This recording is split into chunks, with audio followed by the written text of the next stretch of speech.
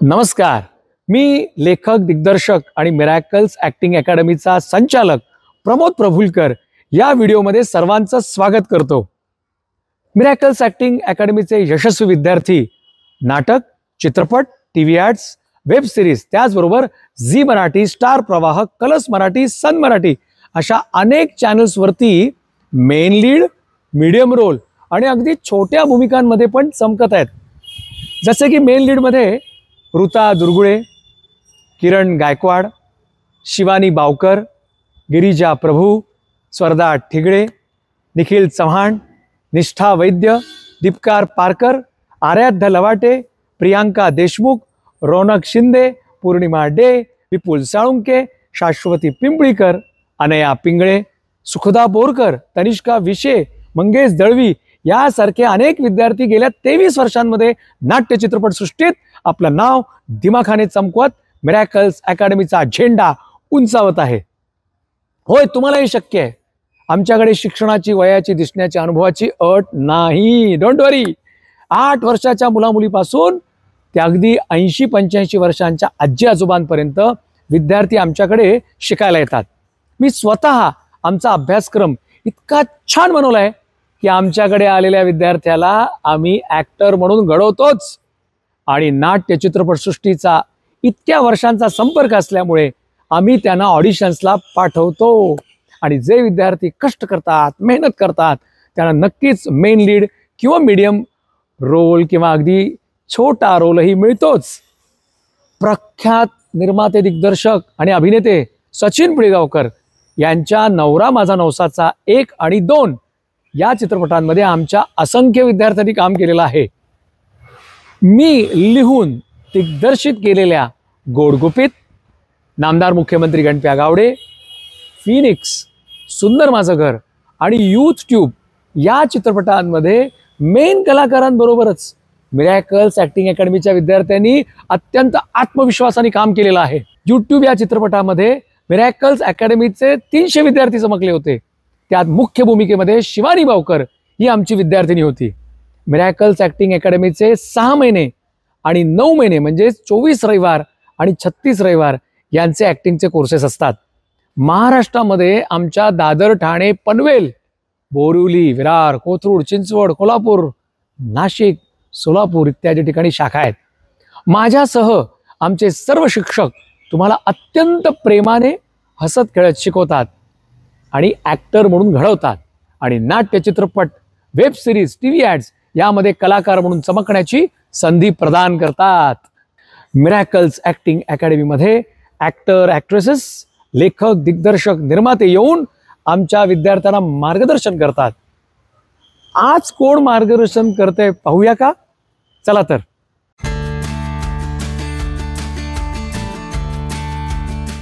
हिरोनी सगळा सिनेमा गाजवायचा आणि आपण फक्त त्याच्या मागे लाडीतपणे पळत राहायचं. प्रत्येक वेळेला आजही सिलेक्शन होतं असं नाही, नकार येतातच. कसा अभिनय करायचा तर ढिम्मा व्हायचं. ढिम्मा म्हणजे काय तर काहीच करू नकोस. मी त्याच्याकडे जाते तेव्हा त्याला सांगते मला अभिनय येत नाही बरं का, आपण एकत्र काम करूया. अनुभवाला पर्याय नाही. अभिनय वरवर न करणं हे अनेकदा जमू शकतं, पण अभिनय करून अभिनय न करता येणं हे फार अवघड आहे. सो आपण आपल्या गप्पांना सुरुवात करूया. आमच्या विद्यार्थ्यांच्या मनात अनेक प्रश्न आहेत, तर त्यांच्या वतीने मी हे प्रश्न विचारते तुम्हाला. बेसिकली आम्हाला या फील्डमध्ये तुम्ही कशा आलात ती सुरुवात ऐकायला आवडेल. नमस्कार सगळ्यांना. आणि मिरॅकल्स अकॅडमीचं खूप खूप मी धन्यवाद मानेन, कारण खरंच गेली काही वर्ष दिवस जमून येत नव्हता आमचा. मी 2-3दा म्हणलं मला यायचं आहे, पण मला जमलं नाही. काही शेड्यूल्स चालू होती किंवा शूटिंग्स चालू होती, म्हणून आज तो योग आला आणि त्यामुळे फार बरं वाटते. आणि माझा प्रवास कसा सुरू झाला, खरं म्हणजे काही बाबतीत मी स्वतःला भाग्यवान मानते. सुमित्रा भावे ही माझी सख्खी मावशी लागते आणि त्यामुळे जवळजवळ 4-5 वर्षाची असल्यापासून सुमित्रा मावशीबरोबर कामं करायची. तिच्या शॉर्ट फिल्म्समध्ये मी सुरुवातीला कामं केली. मग मी पहिली तिची फिल्म केली, त्या फिल्मचं नाव होतं बाई. आणि त्या फिल्मला नॅशनल अवॉर्ड होतं पहिल्यांदाच मराठी फिल्मला. आणि त्या फिल्ममध्ये एक छोटासा रोल होता. तेव्हा मी 4 वर्षाची होते. त्यामुळे सुरुवात झाली ती 4थ्या वर्षापासून. पण माझं प्रेम हे ॲक्टिंग हे कधीच नव्हतं. माझं प्रेम डान्स हे होतं. आणि मी भरतनाट्यममध्ये MA केलं आहे आणि त्यामुळे डान्समध्येच करिअर करायचं असं पहिल्यापासून माझी इच्छा होती. पण मी अनेकदा ऐकलंय, रोहिणी भाटे ज्या नृत्यांगना होत्या त्या नेहमी म्हणायच्या की कुठल्याही कलेला आपण आपलंसं करून ती कला आपली होत नाही, त्या कलेनी आपल्याला आपलंसं करावं लागतं. आणि तसं काही बाबतीत माझं झालं. डान्सपेक्षा मला अभिनयाने जास्त आपलंसं केलं आणि म्हणून या क्षेत्रात आले. पण अगदी 4-5 वर्षापासून ते आत्तापर्यंतचा हा थिएटर असेल, सिनेमा असेल, सिरियल एक केली, डेली सोप केला, ॲड फिल्म्स केल्या, वेगवेगळ्या भाषांमध्ये कामं केली, असं करत आत्तापर्यंतचा हा प्रवास केला आहे संपूर्ण. सो तुम्ही MA भरतनाट्यम केलं आणि तुम्हाला डान्सची आवड होती. त्याच्यानंतर आय थिंक 10वी फला तुम्ही कोरिओग्राफी पण केली, ज्याला अल्फाचा अवॉर्ड आहे. पण मग तरीही असं नाही वाटलं की फोकस आपण आपल्याला आवडतंय सो डान्सवर का, की अभिनयातलीच कामं मिळत गेली सो मग त्याच्या तीच करत गेला? तसं खरं म्हणजे मला आता खूप वाईट वाटतं की डान्सवर माझा एवढा फोकस झाला नाही. पण कोरिओग्राफी 10वी होती आणि लकीली त्याला अवॉर्ड सुद्धा मिळालं होतं त्या कोरिओग्राफीला. त्यामुळे डान्स हे खरं म्हणजे मी खूप आनंदाने करायची आणि ते चालू पण होतं साईड बाय साईड. पण कामं माझ्याकडे एवढी येत गेली एका पॉईंट नंतर. मी देवराई हा माझा पहिला सिनेमा अतुल कुलकर्णी आणि सोनाली कुलकर्णी बरोबरचा, आणि तो सिनेमा झाल्यानंतर मात्र मला डान्सकडे लक्ष देता आलं नाही, कारण मी सलग काम करत गेले. मी त्याच्यानंतर इमिजिएटली एक डेली सोप केला होता. आणि डेली सोप म्हणजे तुम्हाला सगळ्यांना माहिती असेल, 22 दिवस महिन्यातले आणि 24 तास काम असं ऑलमोस्ट असतं. तर त्या सगळ्यामध्ये अडकत गेले आणि कुठेतरी डान्सकडे दुर्लक्ष होत गेलं. गेल्या 10 वर्षात मी परत एकदा डान्स सुरू केला आहे आणि आता थोडं पुन्हा त्याच्याकडे वळली आहे, कारण तो माझा प्राण आहे असं मला वाटतं. आणि अर्थातच अभिनयामध्ये मी रमत गेले. म्हणजे बऱ्याचदा वेगवेगळ्या प्रकारचे अभिनय सुद्धा असतात. लोकधर्मी असतो, कुठेतरी नाट्यधर्मी असतो. मी माझ्या पद्धतीचं जॉनर सिलेक्ट केलं अभिनयामध्ये. मी अगदी सुरुवातीपासून असा ठाम स्टँड घेतला होता की मला जे आवडेल तेच करायचं. त्यामुळे वाटेल त्या भूमिका करायच्या नाहीत आणि ज्याच्यात मी कम्फर्टेबल आहे, जे मला काहीतरी स्त्री म्हणून करायला आवडेल अशाच भूमिका करायच्या, असं अगदी पहिल्या सिनेमापासून ठरवलं. त्यामुळे खूप सिनेमांना नाही म्हणत गेले. अनेकदा तर मला लोक म्हणायचे की तू असं नाही म्हणालीस तर तुला घेणार नाहीत. मी म्हटलं ठीक आहे, न का घेईनात मला, पण मला पाहिजे ते मला करायचं आहे. मला झाडांमागे नुसतंच एक नटी म्हणून पळायचं आहे आणि हिरोनी सगळा सिनेमा गाजवायचा आणि आपण फक्त त्याच्या मागे लाडीतपणे पळत राहायचं, झाडांमागे नाच करत. असं नाही करायचं, असं पहिल्यापासून ठरवलं होतं आणि त्यामुळे निवड करत गेले चांगल्या कॅरेक्टर्सची. मला याबद्दलच तुम्हाला विचारायला आवडेल की तुम्ही म्हणालात की ओके माझं असं ठरलं होतं, पण मला असं वाटतं की कदाचित तुमच्याकडे सुमित्रा भावे असल्यामुळे म्हणजे तो एक ऑप्शन म्हणण्यापेक्षा की ओके मावशी आहे असं तर दिशा मिळाली. पण मग मला असं वाटतं की आमचे हे जे काही नवोदित कलाकार आहेत तर मग त्यांनी असं स्टँड ठेवावा का, किंवा आता बऱ्यापैकी मुलींना प्रश्न पडतो की वेब हे नवीन माध्यम आलेलं आहे आणि ज्याच्यावर बोल्ड कंटेंट असतो, मुळात तो अभिनय आहे म्हणजे ते काही खरं नाही आहे. पण अशा प्रकारच्या भूमिका स्वीकारताना आपण काय विचार करावा की पुढे इमेज तशीच बिल्ड होईल का, किंवा त्याच पद्धतीच्या त्याच पठडीतल्या भूमिका ऑफर होतील का, याबद्दल तुम्ही काय सांगाल? खरं म्हणजे आता सुमित्रा मावशी ही माझी मावशी आहे आणि लोकांना असं वाटतं की घरातच ते मिळाल्यामुळे खूप जास्त सोपं गेलं. तर उलटं मला वाटतं माझ्या घरात ते असल्यामुळे माझ्याकडे खूप क्रिटिकली बघितलं जायचं. त्यामुळे कुठलाही सिनेमा मी केला की पहिला क्रिटिक माझा हा घरात असायचा आणि मी पहिल्यांदा घरात शिव्या खायची की तू काय केलंस हे आणि असं कसं तू केलंस वगैरे. त्यामुळे मला खूप जास्त अवघड गेलं ते सगळं करणं. मला सिनेमे चूज करणं सुद्धा खूप अवघड जायचं, कारण घरातले पहिल्यांदा स्क्रिप्ट काढून बसायचे आणि म्हणायचे की दाखव आम्हाला ते काय आहे, मग आम्ही बघतो की तू करावंस का नाही आणि आपल्याला करण्यासारखं ते आहे का नाही. त्यामुळे it was more challenging to have a director in the house. आजच्या काळामध्ये मला असं वाटतं की एकतर बोल्ड करणं किंवा न करणं हा प्रत्येकाचा चॉईस आहे. बोल्ड करावं, बोल्ड करायला घाबरू नये असं मला वाटतंच. पण कुठेतरी स्त्रियांनी किंवा पुरुषांनी स्वतःला वस्तू बनवून लोकांसमोर मांडू नये, मला त्याच्याविषयी प्रॉब्लेम वाटतो. त्यामुळे बोल्ड करणं ह्याच्याविषयी मी अजिबात विरोधात नाही. पण तुमचं शरीर ही एक वस्तू आहे आणि ती केवळ पुरुषांना बघायला मजा वाटते म्हणून एखादं काम करणं ही गोष्ट काही मला मान्य नाही. आणि त्यामुळे मी स्वतः बोल्ड करण्याचा चॉईस कधी केला नाही. रादर एक्सप्लॉयटेटिव्ह काम न करणं हा माझा चॉईस होता. काही बोल्ड कामं मी केली, शॉर्ट फिल्म्समध्ये पण केली, पण कुठेही स्वतःचं वस्तुकीकरण होणार नाही. कुठेही आपण लोकांना केवळ मजा वाटतेय म्हणून काहीतरी एक्सपोज करतोय यासाठी काम करायचं नाही, हे पहिल्यापासून ठरवलं होतं. आणि त्यामुळे प्रत्येकाने, तुम्ही या क्षेत्रात आल्यानंतर तुम्ही तो तुमचा चॉईस आहे, तुम्ही स्वतःच्या विचारांनी जे काही मांडाल किंवा तुमचं स्वतःचं जॉनर म्हणून काहीतरी असेल. अनेकदा कमर्शियल सिनेमामध्ये खूप बोल्ड करणं किंवा खूप लाऊड करणं हे पण एखाद्याचं जॉनर असतं. तसं काम करणं हे माझं जॉनर नव्हतं आणि ते मला कळलं आणि ते मी त्याप्रमाणे मी स्वतः फॉलो करत गेले. तर तुमचं जॉनर काय आहे याचा विचार करा. तुम्ही बोल्ड करताना नुसतंच लोकांचं आणि पुरुषांचं मन रिझवणं हा हेतू न ठेवता चांगलं पण बोल्ड करायला हरकत नाही असा दृष्टिकोन अजिबात ठेवायला हरकत नाही असं मला वाटतं. तेच कमाल.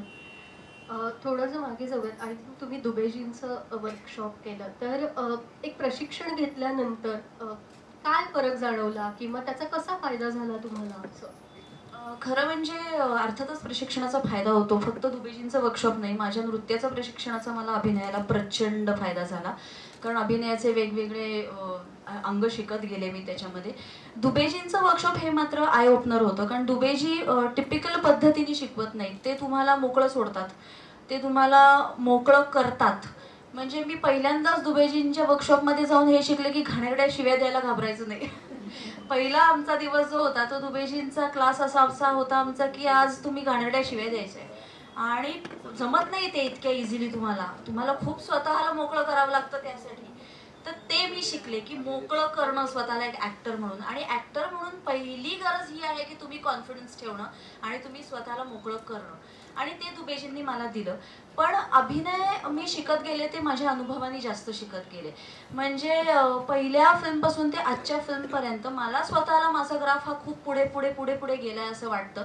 पहिल्यांदाच सगळं जमतं असं होत नाही. आजही 20 वर्ष जवळजवळ मी काम करते. 20 वर्षानंतर सुद्धा आजही नव्या नटनट्यांबरोबर काम करताना माझ्या छातीत धडधडच होत असते.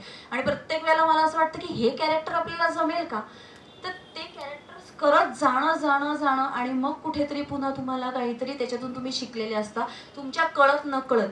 म्हणजे अनेकदा मला असं वाटतं की नाही हे कॅरेक्टर मला जमणार नाही आणि दिग्दर्शक मला म्हणतात की अगं नाही तूच करू शकशील ते. आणि केल्यानंतर मला असं वाटतं की अरे जे मला जमणार नाही असं मला वाटलं होतं, पण गेल्या काही वर्षांच्या अनुभवानी मला कुठेतरी तो कॅरेक्टर करायला मदत केली आणि ते साध्य झालं. तर अनुभवाला पर्याय नाही. त्यामुळे जितकं काम कराल, जितका अनुभव घ्याल, तितकं तुम्ही जास्त चांगला अभिनय कराल. 1-2 वर्षाच्या वर्कशॉप्समधनं बाहेर पडून केल्यानंतर सुद्धा अनेक NSD मधून बाहेर आलेले लोक असतील, FTI मधून बाहेर आलेले लोक असतील अभिनय शिकून, किंवा कुठल्याही अशा इन्स्टिट्यूट्समधनं बाहेर आलेले लोक असतील, पटकन त्यांना सिनेमात काम करणं जमत नाही. जे काही जमायला लागतं ते काही काळाच्या अनुभवानंतरच जमायला लागतं. त्यामुळे त्याला नक्कीच पर्याय नाही अनुभवाला. मला आणखीन एक गोष्ट वाटते की आज आता काही वर्ष काम केल्यानंतर सुद्धा मला सुद्धा ऑडिशन्स द्यावे लागतात. अनेक हिंदीतल्या वेब सिरीजसाठी असतील, हिंदीतल्या फिल्म्ससाठी असतील, ऑडिशन्स येतात आणि त्या आम्हाला करायला लावतात. तर कधी कधी कंटाळा येतो त्याचा, कारण प्रत्येक वेळेला तुम्ही स्वतःला प्रूफ करायचं. प्रत्येक वेळेला आजही सिलेक्शन होतं असं नाही, नकार येतातच. पण त्याकडे बघताना मात्र मी नेहमी प्रॅक्टिस म्हणून बघते. म्हणजे मी कुठलीही ऑडिशन आली तरी नाही म्हणत नाही. ह्याचं कारण मला असं वाटतं की प्रत्येक स्क्रिप्ट हे माझ्यासाठी प्रॅक्टिस आहे. त्यामुळे ऑडिशन मी करतेच, कारण मला असं वाटतं की चला प्रॅक्टिसला मला एक सीन मिळाला आणि वेगळं काहीतरी आणखीन नवीन मिळालं. तर ऑडिशन्स हे खरंच तुम्हाला प्रॅक्टिससाठी फार चांगले असतात. त्याचा नंतर तुम्हाला काम मिळेल न मिळेल त्याचा फार विचार करायचाच नाही. आपण मिळालं तर मिळालं, नाही तर नाही. पण ऑडिशन्स हे प्रॅक्टिस म्हणून डेफिनेटली घ्याव्यात असं मला वाटतं. Thank you ma'am. ॲक्च्युली हा खूप महत्त्वाचा मुद्दा तुम्ही सांगितला.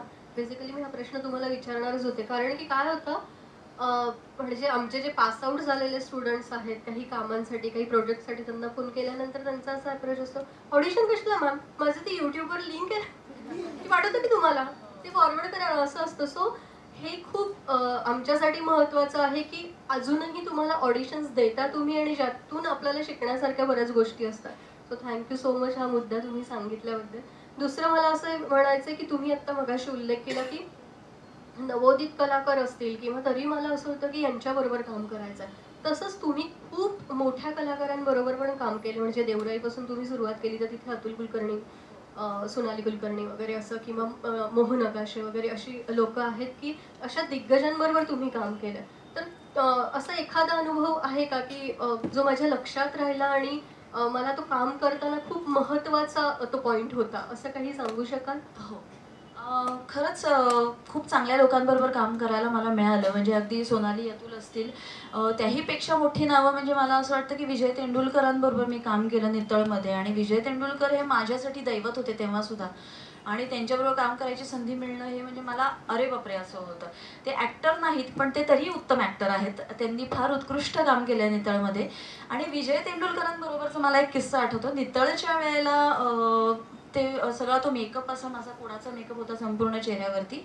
आणि पहिल्या दिवशी जेव्हा सुमित्रा मावशीने मला सांगितलं की तुला हे असं करून काम करायचं, आणि मी तेव्हा नवीन होते, माझी ती दुसरी तिसरी फिल्म असेल, तर मला तेव्हा असं वाटलं होतं की आता मी पांढरे डाग घेऊन अख्खा सिनेमा करायचा, माझी इमेज म्हणून लोक असं म्हणणार का की ही अशीच दिसते का, किंवा हे अशा मेकअपमधली ॲक्ट्रेस आणि मग ती पुढे जाऊन ग्लॅमरस ॲक्ट्रेस वाटेल का, असे 100 प्रश्न मनात होते तेव्हा की हा रोल करायचा का नाही मी. तर मला आठवतं पहिला दिवस होता आमचा मेकअपचा, आणि मला सुमित्रा मावशीने सांगितलं की तू बघायचं नाही आरशात, आम्ही पूर्ण मेकअप करणार आणि नंतर तुला दाखवणार ते काय दिसते आणि कसं दिसतंय ते. आणि मेकअप दादा होते दिनेश नाईक, ज्यांना नंतर पुरस्कार मिळाला नितळच्या मेकअपसाठी. तर त्यांनी मेकअप केला माझा. मला सगळा मेकअप झाल्यानंतर, संपूर्ण गेटअप झाल्यानंतर आरसा आणून दाखवण्यात आला. आणि आरशामध्ये मी बघितलं आणि मी डोळ्यातनं पाणी आलं माझ्या. म्हणजे मी म्हणलं की शक्य नाही मला हे घेऊन करणं, हात पांढरे तोंड पांढरं. आणि मी म्हणलं नाही शक्य मला, हे कसं मी करायचं. तर मला फार गंमत वाटते. मला सुमित्रा मावशी म्हणली की नाही तू खूप छान दिसतेय, सगळी टीम म्हणली की नाही किती छान दिसते, किती चांगला रोल आहे. तर ठीक आहे, कन्व्हिन्स्ड होते आता करायचं असं म्हणून ते सुरू केलं. पण विजय तेंडुलकर माझ्याबरोबर काम करत होते आणि तेंडुलकरांनी मला एके दिवशी सीनच्या आधी येऊन सांगितलं की मला इतकी तू आता अशी आवडायला लागली आहेस की मी तुला असं सजेस्ट करेन की बाहेर एरवी फिरताना सुद्धा अशीच मेकअप करून जात जा, कारण इतकी सुंदर दिसतेस तू ह्याच्यामध्ये. तर कुठेतरी असं काहीतरी आपल्याला हे कलाकार देऊन जातात जो मी कधीही विसरणं शक्य नाही. हा विचार माझा त्यांनी मला दिलेला की तेव्हा तेंडुलकरांनी मला तेव्हा सांगितलं होतं की सौंदर्य हे खरंच फक्त छान छान दिसणं, छान छान मेकअप करणं आणि सतत एकदम असं टाकटकीत राहणं हे सौंदर्य नसतं. तू जशी आहेस ते तुझ्या पर्सनॅलिटीमधून संपूर्ण तुझं सौंदर्य रिफ्लेक्ट होत असतं. आणि हे तेंडुलकरांनी तेव्हा मला दिलं. आणि पुढचं सगळं माझं संपूर्ण कामाची सगळी पद्धत बदलली त्याच्यानंतर. माझ्या अनेक फिल्म्स तुम्ही बघितल्या असेल तर मी मॅक्झिमम फिल्म्समध्ये विदाऊट मेकअप काम केलं आहे. मी अनेकदा बाहेर अशी फिरते आणि लोक मला म्हणतात की तुम्ही ॲक्ट्रेस वाटतच नाही, तुम्ही साध्याच असता. मला असंच राहायला आवडतं. आणि मेकअप हे तुम्हाला बनवत नाही, तुम्ही जशा आहात तशा पर्सनॅलिटीज तुम्हाला जास्त चांगलं प्रेझेंट करतात आणि कॉन्फिडन्स तुम्हाला माणूस म्हणून समोर प्रेझेंट करतो. तर मेकअप आणि सौंदर्य ह्या फार दुय्यम 2 गोष्टी आहेत, हे तेंडुलकरांकडून मी शिकले. फारच कमाल, फारच कमाल. अजून एक मॅम, जसं भूमिकांबद्दल आपण बोललो की वेगवेगळ्या भूमिका केल्या वगैरे, तर त्याची तयारी म्हणजे ग्रामीण भाषा असेल किंवा ती देहबोली असेल, तर याच्यावर नक्की काम कसं केलं? किंवा आता नाळसारखा जो सिनेमा आहे तर नक्की काय काम केलं तुम्ही, त्याची तयारी कशी केली भाषेवर? कमाल. खरं सांगायचं तर उथळ काहीतरी उत्तर द्यायचं तर अर्थातच तुम्ही सगळे हे करत असाल अभिनय करताना की तुमच्याकडे स्क्रिप्ट असतं. ते स्क्रिप्ट वाचून तुम्हाला तुमचं कॅरेक्टर कळतं, त्याच्या बरोबरीची कॅरेक्टर्स तुम्हाला कळतात. मग प्रत्येक तुमच्या बरोबरीच्या कॅरेक्टरशी तुम्ही कसं वागायचं हे वेगळं असतं. आता मी माझ्या आईशी वेगळी वागते, माझ्या मुलीशी वेगळी वागते, माझ्या भावाशी वेगळी वागेल, त्यानुसार तुमचं बिहेवियर बदलतं. ग्रामीण आहे, शहरी आहे, ग्लॅमरस आहे, नॉन ग्लॅमरस आहे, डॉक्टर आहे, वकील आहे, त्यानुसार तुमचे जेस्चर्स बदलतात.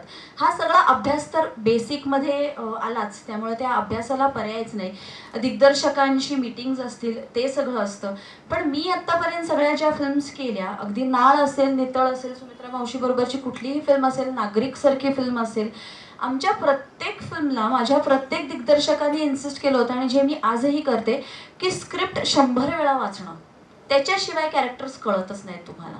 त्यामुळं प्रत्येक स्क्रिप्ट हे खूप वेळा वाचणं, त्याच्याशिवाय त्यातले अर्थ कळत नाहीत, त्याच्याशिवाय दुसरे माणसांचे कॅरेक्टर्स काय आहेत ते कळत नाही.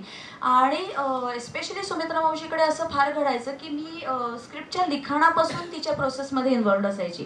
त्यामुळे ती लिहिताना ते स्क्रिप्ट जाऊन ऐकायचं, 100 रिहर्सल्स करायच्या, 100 वेळा स्क्रिप्ट वाचायची आणि आपला सीन चालू नसताना सुद्धा व्हॅनिटीमध्ये जाऊन न बसता दुसऱ्यांचे सीन्स तिथे बसून बघायचे.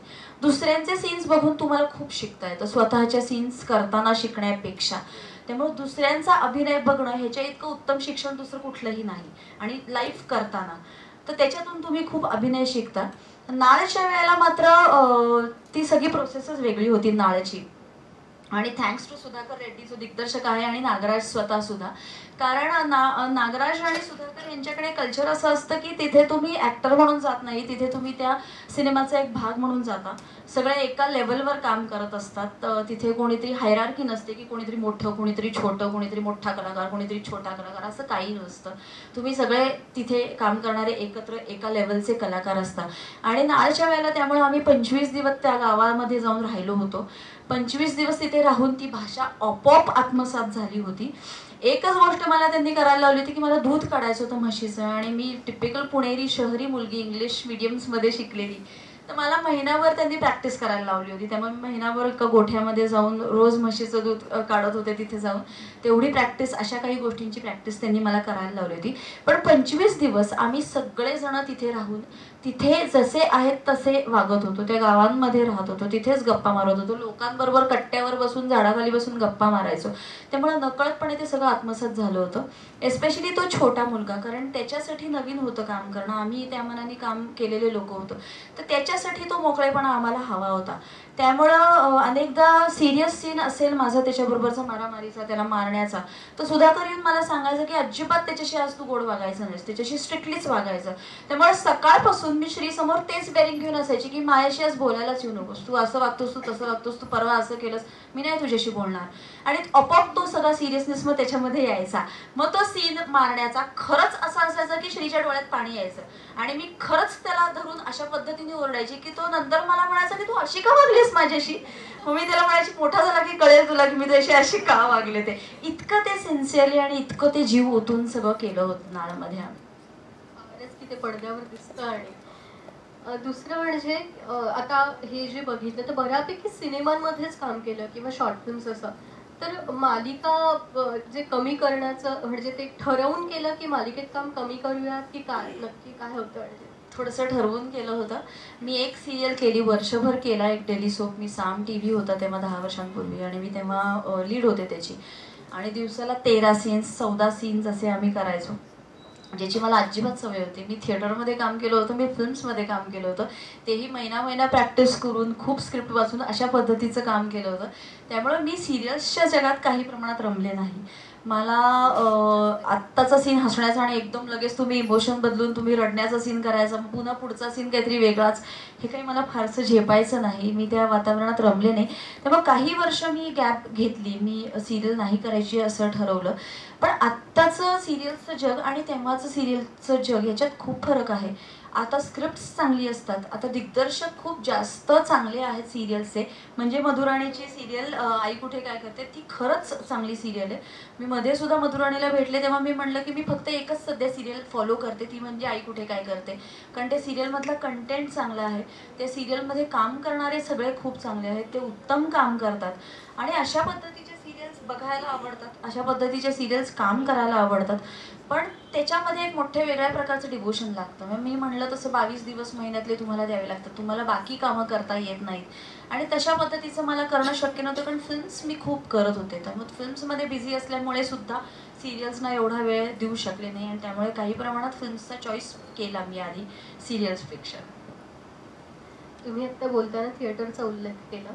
सो सुरुवातीच्या काळात आय थिंक तुम्ही मराठी, हिंदी आणि इंग्लिशमध्ये पण नाटक केलं. सो काय अनुभव होता तो, आणि त्याचा फायदा पुढे काम मिळताना किंवा करताना कसा झाला, किंवा तुमचं काय मत आहे की थिएटर केलेलं असावं, करावंच, काय नक्की मार्गदर्शन? मी मोहित टाकळकर बरोबर शिकले अभिनय थिएटरसाठी. मोहित बरोबर 2 नाटकं केली. आमचं एक हिंदी नाटक होतं आणि बंदिश म्हणून एक मराठी नाटक होतं. आणि मोहित हा माझा फार आवडता दिग्दर्शक थिएटरमधला. तो उत्कृष्ट काम करतो. तो कलाकारांकडून मॅजिकली अभिनय करून घेतो. मी त्याला नेहमी म्हणते की तू जादू करतोस स्टेजवरती. मी तो तुम्हाला काही येऊन सांगणार नाही की हे असं असं करायचंय वगैरे. तो सीन देतो आणि तो सांगतो कर आता तुला काय हवं ते. आणि तसं करताना कुठेतरी मग त्याला नाही आवडलं तर तो म्हणतो की हे काय असं तू करतेस, हे कसं दिसतंय, ते हिच्यासारखं वाटतंय, हे असं नकोय मला, की जग मारत तुम्ही त्याच्यावर काम करता आणि परत काहीतरी चांगलं करता. तर मी त्याला म्हणायची की तू मॅजिकली आमच्याकडून काम करून घेतोस आणि तो काही करत नाही, तुम्हीच करता पण तो करून घेतो. आणि त्यामुळे मोहित सारख्या दिग्दर्शकाकडे मला खूप शिकायला मिळालं थिएटरसाठी म्हणून. त्यामुळे थिएटरचा अर्थातच फायदा खूप होतो. पण लोकांना असं वाटतं की थिएटरमधनं तुम्ही गेलात की तुम्हाला सिनेमा येऊ जमतो किंवा सिनेमातून तुम्ही आलात की थिएटर नाही जमत, असं मला वाटत नाही. अभिनय हा अभिनय असतो. तो थिएटरचा असेल, तो शॉर्ट फिल्मसाठी असेल, तो फीचर्ससाठी असेल, तो आणि नृत्यासाठी असेल. अभिनय हा अभिनय असतो. कुठल्याही अभिनयाचा दुसऱ्या क्षेत्राला फायदाच होतो. पण असं सुद्धा आहे की सिनेमासाठीचा अभिनय मात्र वेगळा ग्रूम करावा लागतो. थिएटरसाठीचा अभिनय थोडा वेगळा ग्रूम करावा लागतो. त्या बाबतीमध्ये तुम्हाला रिहर्सल्स, त्या बाबतीमध्ये तुम्हाला प्रॅक्टिस आणि त्या बाबतीमध्ये तुम्हाला अनुभव हाच मदत करतो. अनेकदा असं आपल्याला दिसतं की थिएटरमध्ये उत्कृष्ट अभिनय करणारे लोकसुद्धा फिल्ममध्ये इतकं चांगलं काम करत नाहीत किंवा जे फिल्म्समध्ये खूप उत्तम काम करतात त्यांचं थिएटरमधलं काम इतकं चांगलं नसतं. कारण ते दोन्ही वेगळे टाईप्स आहेत. त्याला वेगळ्या जॉनरचा अभिनय दोन्हीला लागतो आणि तो दोन्ही ग्रूम करता येतो. पण दोन्ही कॉम्प्लिमेंटरीच आहेत असं वाटतं मला. तुम्हाला थोडंसं मागच्या उत्तरामध्ये नेते, तुम्ही म्हणालात की 10 वर्षांपूर्वी तुम्ही सिरियल केली होती. सो तेव्हा आणि आत्ता म्हणजे जेव्हा तुम्ही काम करायला सुरुवात केली असेल किंवा आत्ता नवोदित कलाकारांसाठी खूप चॅनल्स आहेत, OTT प्लॅटफॉर्म आहे, संधी खूप आहेत.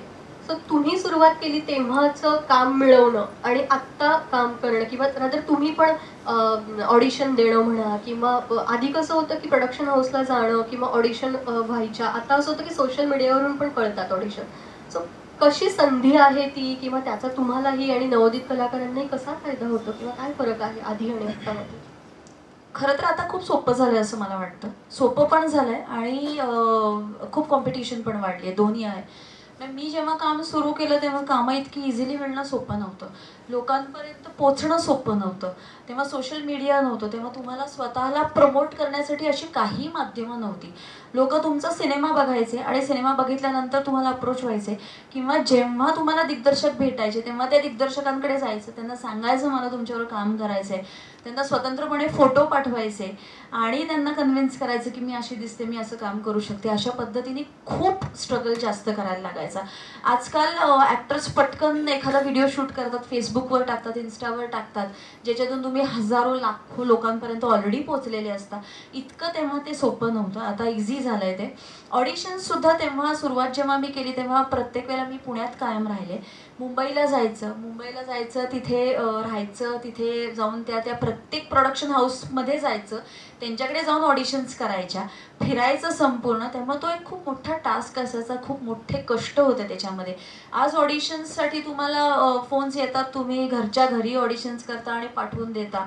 खूपच सगळं जग सोपं झालंय आज तुम्हाला सगळ्यांना. पण अर्थातच कॉम्पिटिशन प्रचंड वाढली आहे. त्यामुळे तुम्ही जेव्हा आज ऑडिशन्स करता तेव्हा आमच्या वेळेला काय मॅक्झिमम 200-100 लोक असेल, 200-100 लोकातून सिलेक्शन्स व्हायची. पण आज हजारो लोक असतात. त्यापेक्षाही आज ते 1000 लोकांना ऑडिशन्स करायला सांगणार, मग ते कास्टिंग डिरेक्टरकडे जाणार, कास्टिंग डिरेक्टर नंतर दिग्दर्शकाकडे ते नेणार. त्यामुळे 3-4 टप्प्यातून तुम्हाला सिलेक्ट केलं जातं. That is really tough. आणि त्यामुळे तुम्हाला परफेक्ट असण्याशिवाय, तुम्हाला युनिक असण्याशिवाय आणि तुम्हाला उत्तम ऑडिशन करण्याशिवाय आता पर्यायच राहिला नाही आहे. कारण हजारो लोकांमधून तुम्हाला सिलेक्ट केलं जातं आणि त्यामुळे you have to prove yourself. तर म्हणलं तर सोपं झालंय पोचणं, पण कॉम्पिटिशनच्या दृष्टीने नक्कीच खूप अवघड झालंय जग सध्या. आज यांचा कोर्स संपलाय आणि आता इथून पुढे त्यांची कामं मिळवणं, कामं करणं अशी सुरुवात खरं तर आज होणार आहे. तर बऱ्यापैकी असं होतं की ओके, काहींचं अगदी 8 दिवसात मला कुठेतरी काही मिळालं, काहींना 2 महिने, 6 महिने. हा जो काही मधला पिरियड आहे काम मिळवण्यापर्यंतचा किंवा मिळण्यापर्यंतचा, तर त्या ह्याच्यामध्ये स्वतःला एक पॉझिटिव्ह ठेवणं किंवा स्वतःवर काय काम करावं किंवा अभिनयाच्या दृष्टीने पण काय एक्सरसाइज करत राहावं, काय गाईड कराल तुम्ही? पेशन्स पहिली गोष्ट या क्षेत्रामध्ये. तुम्ही नवीन आहात असं होईलच, ही म्हणली तसं की 6-6 महिने काम मिळत नाही, वर्ष काम मिळत नाही. हे फक्त नवीन लोकांना नाही, हे आमच्या स्टेजला सुद्धा होतं. कारण काम खूप असतं, पण प्रत्येक वेळेला तुम्हाला आवडेल असं काम नसतं. मी या वर्षभरामध्ये एकच फिल्म केली अख्ख्या वर्षात, आणि साधारणपणे एक 20 फिल्म्स नाकारल्या असतील, कारण त्या कुठल्याही मला आवडतील अशा जॉनरच्या नव्हत्या. आणि त्यामुळे प्रत्येक पॉईंटला असं वाटायचं की एक तर 20 फिल्म्स तुम्ही जेव्हा नाकारता तेव्हा नकळतपणे तुमच्यावर प्रेशर तयार होतं की मी कामाला नाही म्हणतीये. त्या सगळ्यातनं तुम्हाला जावं लागतं. तुम्हाला अनेकदा रुसवे फुसवे तयार होतात दिग्दर्शकांचे, मग तू माझ्याकडे नाही केलंस, मग आता पुन्हा मी तुला घेणार नाही. ह्या सगळ्यातनं तुम्हाला जावं लागतं. आणि नवीन कलाकारांना तर अर्थातच तुम्हाला खूप ऑडिशन्स देऊन कदाचित एखाद्या ऑडिशनमध्ये सिलेक्ट होईल. 100 द्याल तेव्हा एखाद्या ह्याच्यात सिलेक्शन होईल, आणि हे सगळ्यांच्या बाबतीत घडतं. त्याचा तुमच्या कपॅसिटीशी, तुमच्या टॅलेंटशी काहीही संबंध नाही. 100 दिल्यानंतर एक सिलेक्ट होणार, हे अगदी उत्तम कलाकारांच्या बाबतीत सुद्धा घडेल. पण अभिनयाची प्रॅक्टिस करत राहणं, जसं मी म्हटलं तसं की जितक्या ऑडिशन्स येतील तितक्या करा, असाच माझा सल्ला आहे. सिलेक्ट होण्यासाठी नाही तर प्रॅक्टिससाठी स्वतःच्या, कारण त्याच्यातूनच तुमची प्रॅक्टिस राहील आणि त्याच्यातून तुम्ही नवीन नवीन रोल्स तुम्हाला करायला मिळतील आणि तुम्ही शिकाल नवीन नवीन. आणि दुसरं म्हणजे स्वतःला अपडेट करत राहणं. म्हणजे फक्त ऑडिशन्स करून ते प्रेझेंट करणं एवढंच अभिनयाच्या दृष्टीने स्वतःला शिक्षण घेणं नसतं. तर सध्या समाजामध्ये काय चाललं आहे, जितकं हिंडता येईल तितकं हिंडणं, जितके कॅरेक्टर्स बघता येतील तितके रिअल लाईफ कॅरेक्टर्स बघणं, हा सगळा अभ्यास असतो तुमचा. पेपरमधली साधी छोटी बातमी वाचून सुद्धा अनेक पर्सनॅलिटीज कळतात. त्या पर्सनॅलिटीजमधून तुम्हाला कळतं की तुम्हाला पुढच्या तुमच्या फिल्ममध्ये तुमची पर्सनॅलिटी कशी प्रेझेंट करायची. इतका अभ्यास असतो.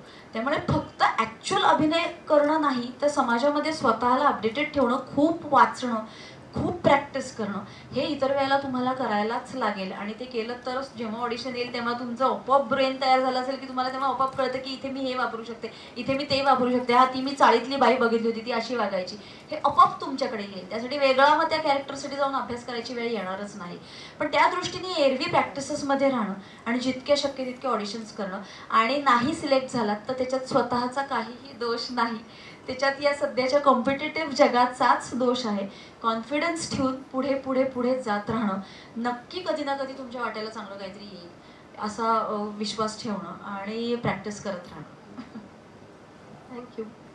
या सगळ्या दरम्यान असं तुम्हाला वाटतं का की हा जो काही मधला पिरियड आहे काम मिळण्याचं, जसं आपण म्हणाले की प्रॅक्टिस करूयात, ऑडिशन्स देऊयात, तर या दरम्यान काही वेगळे स्किल सेट्स आपण डेव्हलप करू शकतो का? की जसं ओके मी ठरवले की मला ॲक्टिंग करायची आहे, पण मग मी प्रोडक्शनमध्ये काही काम करू शकते का? किंवा लिहिण्याचा काही प्रयत्न, असिस्टंट डिरेक्टर म्हणून असं तुम्हाला वाटतं का? किंवा तुमच्या बाबतीत असं काही तुम्ही वेगळे स्किल सेट डेव्हलप केले होते का या सगळ्या दरम्यान? हे खूप महत्त्वाचा प्रश्न आहे हा, आणि मी खरं तर मगाशी सांगताना हा पॉईंट विसरला माझा, पण मला आवर्जून सांगायला आवडेल. सुमित्रा मावशीकडे मी जेव्हा काम करायची, मी कोरिओग्राफी केली तिच्याकडे, पहिली फिल्म केली तिच्याकडे, जवळजवळ 20-21व्या वर्षी माझी पहिली फीचर फिल्म झाली तिच्याकडे लीड रोलमध्ये. पण त्याच्या आधी मी तिच्याबरोबर प्रोडक्शनमध्ये काम करत होते. तिचा असा अट्टाहास असायचा की ॲक्टर्स असतील, दिग्दर्शक असतील, टीममधले सगळे असिस्टंट्स असतील, सगळ्यांना सगळे डिपार्टमेंट्स कळले पाहिजेत. त्यामुळे ॲक्टर जरी तुम्ही असलात तरी तुम्हाला लाईटचा सेन्स असला पाहिजे, तुम्हाला फ्रेमिंगचा सेन्स असला पाहिजे, तुम्हाला हे कळलं पाहिजे की कॅमेरामॅननी काय फ्रेम लावली, आता तुम्ही किती दिसताय, तुम्ही एवढे दिसताय, तुमचा क्लोज आहे, तुम्ही काय पद्धतीचा त्या दृष्टीने अभिनय केला पाहिजे. खूप लॉंग शॉटमध्ये तू असशील तर तू मागे कुठेतरी फक्त हसून तू उपयोग नसतो, तुझे कुठेतरी जेस्चर्स तुला प्रेझेंट करावे लागतात.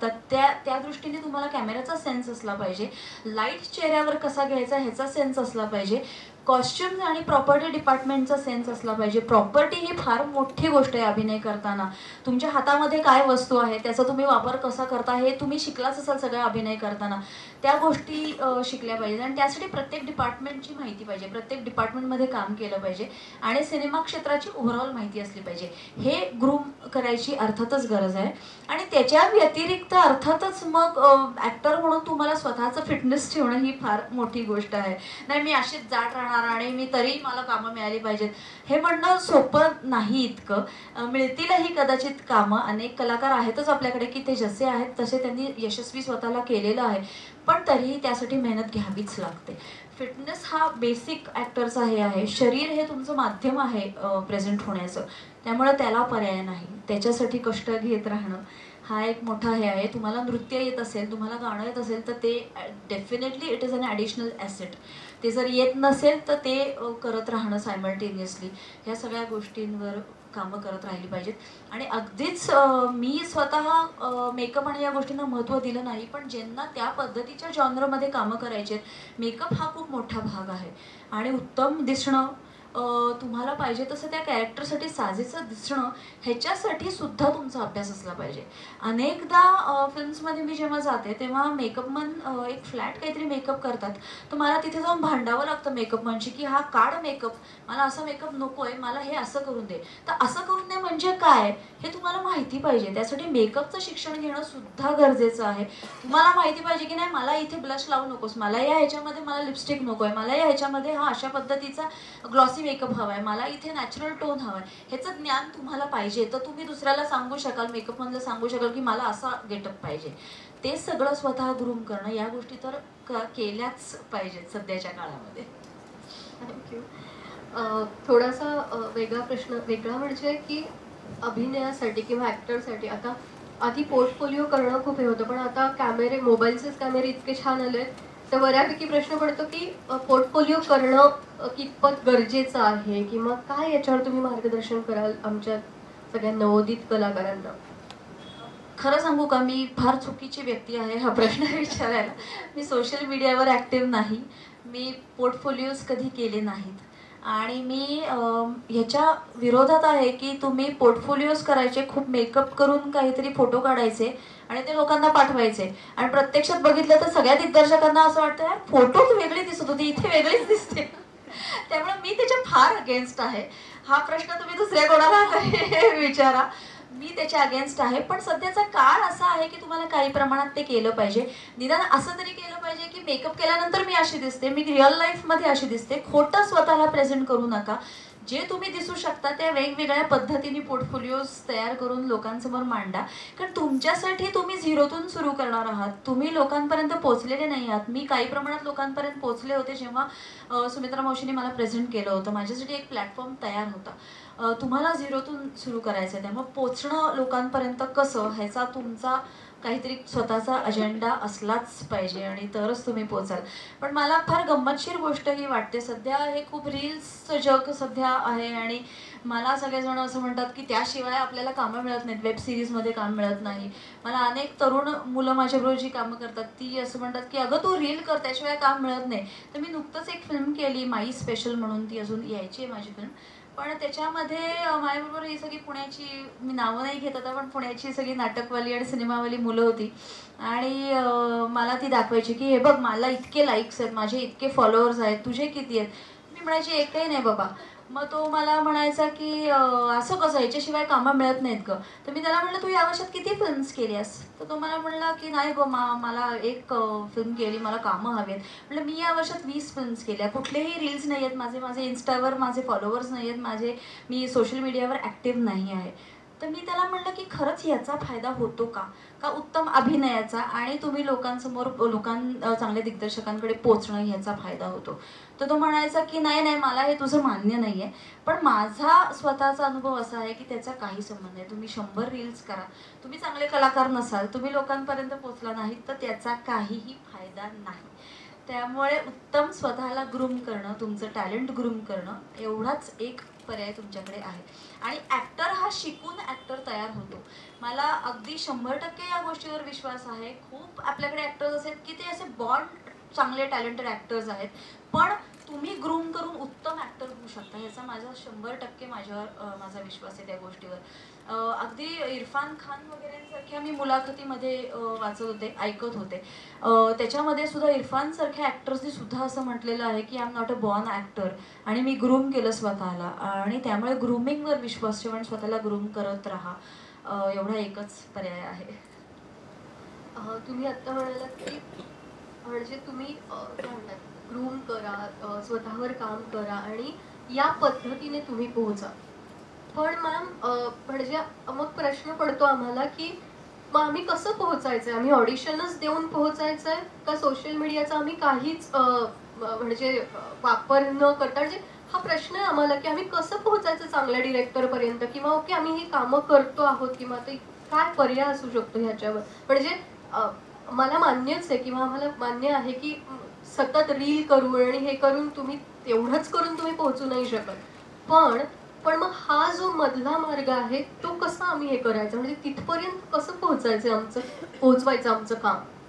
खरं तर आजच्या काळात त्याला सगळ्याला पर्याय नाही. सोशल मीडिया हा तुम्हाला आता स्वीकारलाच पाहिजे आणि पुढे कदाचित तोच डॉमिनेट करेल. त्यामुळं तुम्ही सोशल मीडियावर ॲक्टिव्ह राहू नका असं मला म्हणायचंच नाही आहे. सध्याच्या काळाचाच तो सगळा इन्फ्लुएन्स आहे आणि ते करा अर्थातच. पण पर्सनली दिग्दर्शकांपर्यंत जर पोचता आलं, मग ते ऑडिशन्सच्या माध्यमातून असेल, कुठल्या ओळखीतून असेल, तुम्हाला लकीली मिरॅकल्ससारखी अकॅडमी मिळाली आहे जिथे तुम्हाला असे कलाकार भेटत असतील अनेक या क्षेत्रात काम करणारे. त्यामुळे या माध्यमातून पर्सनली जर भेटता आलं तर त्याचा जास्त फायदा होतो असं मला वाटतं कुठल्याही रील्सपेक्षा. कारण रील्समध्ये अभिनय नाही दिसत, रील्स हे वेगळंच काहीतरी प्रकार आहे तो सगळा. तर अभिनय पोचला तर लोक जास्त घेतात. तर दोन्ही माध्यमं स्वीकारलीच पाहिजेत खरं म्हणजे तुम्हाला, असं मला वाटतं. हां, माझा ह्याच्यावर मात्र विश्वास आहे की एक काम तुमचं बघितलं आणि ते जर चांगलं असेल ना तर आपणहून लोक तुमच्याकडे येतात. तुम्ही बघितलं असेल की अनेक चांगले कलाकार हे असं सांगतात की मी ते काम केलं आणि नंतर माझ्याकडे दिग्दर्शक आले आणि मला मिळत गेले लकीली हे रोल्स. ह्याचं कारण तुमच्या कामाने तुम्हाला बोलवलं जातं. त्यासाठी रील्सची गरज नसते, त्यासाठी खूप तुम्ही प्रमोट करण्याची गरज नसते. तुम्ही एक उत्तम काम केलं तर माउथ पब्लिसिटीने सुद्धा खूप वेळा पोहोचत. कोणीही येऊन सांगेल की अरे त्या शॉर्ट फिल्ममधला तो मुलगा मस्त आहे हा. आणि आजच्या काळात शोधणं सोपं झालंय. म्हणजे मी तुमची शॉर्ट फिल्म बघितली तर मला अगदीच असं कळू शकतं की अरे ती मुलगी फार मस्त होती. मग कुठून तरी शब्द जातो की अरे तू करतोयस का, तू ती त्या शॉर्ट फिल्ममध्ये मी मुलगी बघितली होती मिरॅकल्स अकॅडमी मधली, तिला आपण गाठूया. असं इझिली होतं खूप आजच्या काळामध्ये. त्यामुळे चांगलं काम हे पोचतंच आणि तेच करायचा प्रयत्न करा. रील्स आणि याला पर्याय नाही, ते तुम्हाला आजच्या काळामध्ये केलंच पाहिजे काही प्रमाणामध्ये. ओके, तुमचं आम्ही तेलुगू फिल्मचं एक फुटेज बघितलं, तर तो अनुभव आम्हाला ऐकायला आवडेल की काय आहे ते, किंवा ती एक ॲड बघितली, सो त्याबद्दल. खूप अवघड असतं ते सगळा प्रकार. मी तेलुगूमध्ये काम केलं, मी कोकणीत केलंय, मी कानडीत केलंय. खूप अवघड असतं आणि एस्पेशली मराठी लोकांना हे तेलुगू बिलगू तर आपल्याला काय म्हणजे पार 10 फूट डोक्यावरनं जात असतं ते. त्यामुळे ते अवघड असतं. माझ्यासाठी मी नेहमी अशा फिल्मचं अप्रोच अशी होती की मी इंग्लिश आणि त्यांच्या भाषेतलं अशी दोन्ही स्क्रिप्ट्स मागवते. मला तुमच्या भाषेतलं देवनागरीतलं लिहून द्या असं सांगते त्यांना आणि इंग्लिश ट्रान्सलेशन्स मागते. आणि दरवेळेला आजकाल सगळीकडेच ते असं करतात की ते तुम्हाला ऑडिओज पाठवतात तुमच्या डायलॉग्सचे, तिकडच्या लोकांनी म्हणलेले. तरीही अनेकदा असं होतं की ते इतके फास्ट बोललेले असतात की तरीही तुम्हाला कळत नाही. मग स्लो ऑडिओ ते पाठवतात ज्याच्याने तुम्हाला तो डायलॉग पाठ करता येतो. त्याचा अर्थ तुम्हाला इंग्लिशमध्ये बघावा लागतो, तो इंग्लिशमध्ये तुम्हाला पाठ समजून घ्यावा लागतो आणि देवनागरीमध्ये ते स्क्रिप्ट लिहून तुम्हाला ते वाचून पाठांतर करावं लागतं. इतकी ती मोठी प्रोसेस असते. हे सुद्धा जर अनेकदा तिथे सोपं गेलं नाही, म्हणजे पॅसेजेस तुम्हाला सोपे जात नाहीत असं करताना, कारण तुम्ही विसरून जाता. मेमरीत अनोळखी भाषा लक्षात नाही राहत, एखादं वाक्य लक्षात राहू शकतं. तर त्यावेळेला मात्र तिथे काही प्रमाणात प्रॉम्प्टिंग देतात आणि प्रॉम्प्टिंग देण्यासाठी सुद्धा तुम्हाला स्वतः तयार करावं लागतं स्वतःला. कारण एक वाक्य मी बोलल्यानंतर तिथलं प्रॉम्प्टिंग येऊन मी ब्लँक फेस करून समोर नाही उभी राहू शकत. मला तोपर्यंत काहीतरी करावं लागतं की ज्यांनी माझा अभिनय चालू असतो आणि प्रॉम्प्टिंगकडे पण माझं लक्ष असतं. किंवा अर्ध्या वाक्यानंतर उरलेला अर्ध तुम्हाला पाठ असावं लागतं की पहिली 2 वाक्य तुम्हाला दे, पुढची मी घेते.